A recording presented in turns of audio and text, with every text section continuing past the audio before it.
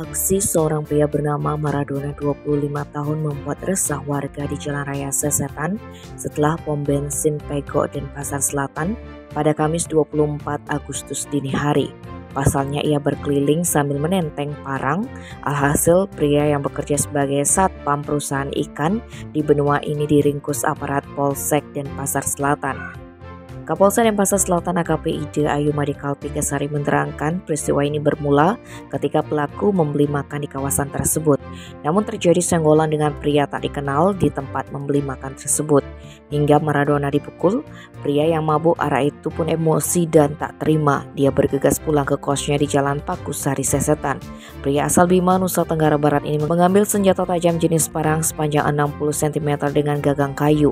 Lalu dengan bertelanjang dada Maradona membawa senjata itu berkeliaran untuk mencari orang yang memukulnya sekitar pukul 1:30 WITA.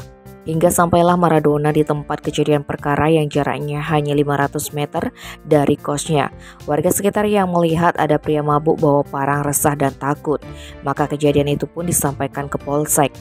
Tim Opsnal Reskrim Polsek Denpasar Selatan yang menerima informasi insiden ini segera mendatangi lokasi untuk mengamankan Maradona beserta senjatanya.